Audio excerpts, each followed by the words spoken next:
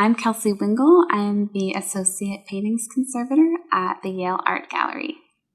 I'm Mark Mitchell. I'm the Holcomb T. Green Curator of American Paintings and Sculpture. This painting spent most of its life on Chapel Street, where Sherman's house was, now the site of the Union League Cafe.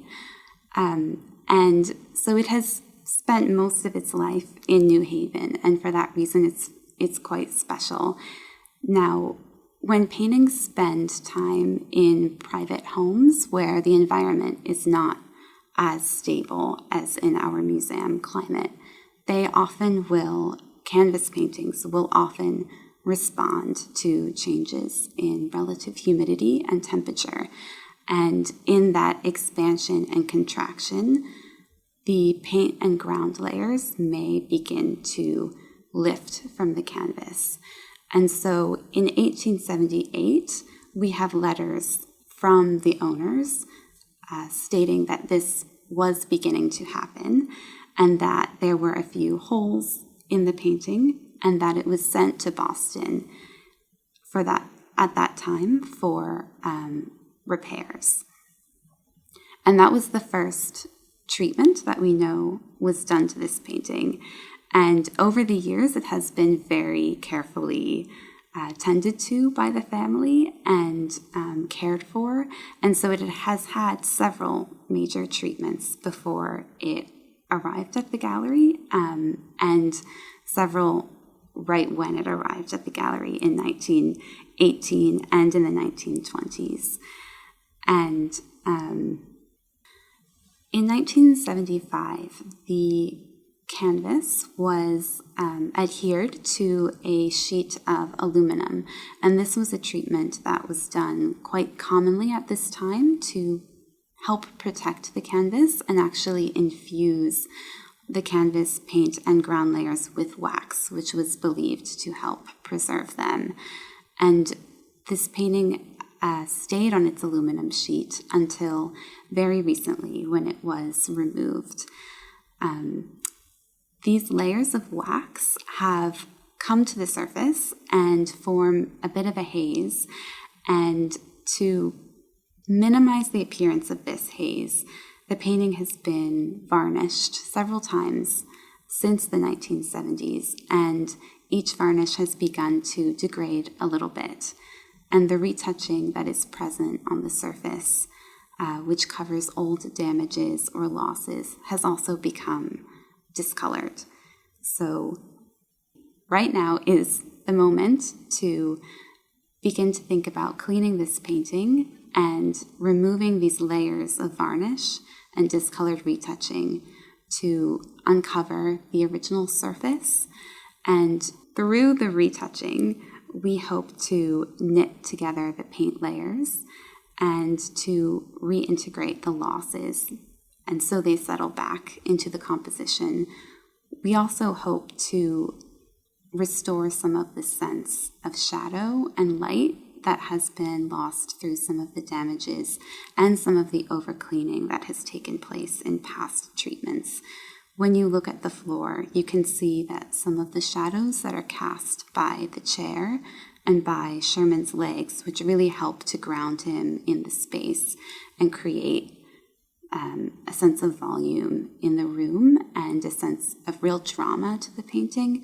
Some of those shadows have been abraded, and so we hope to knit them back together and restore some of that drama back to this painting through our treatment, which Ralph Earl really intended for this work. So perhaps I should talk a little bit about our plans for the treatment and the timeline. So over the next 2 years, we will begin by studying the painting, its materials, its conservation history very carefully, and this will be done in close collaboration with our colleagues in curatorial department, as well as with conservation scientists on campus. What we hope to discover is to learn more about the history of the creation of this work, its history within New Haven, more about the painter himself and his goals in this iconic representation of Roger Sherman. After the examination, we will devise a treatment plan, which will include placing the painting onto a new support to replace the aluminum one. It's unlikely we will choose aluminum as this new support. Oh, thank goodness. We will most likely choose another woven canvas that is more sympathetic to this object's identity as a canvas painting. And we will then stretch the painting onto a new stretcher. We will remove and reduce the discolored varnishes from the surface, as well as the discolored retouching. And then we will apply new fills and we will inpaint areas of loss to reknit the paint layers back together and hopefully restore a bit of the original appearance of this painting, or at least bring it closer to Ralph Earl's intended appearance.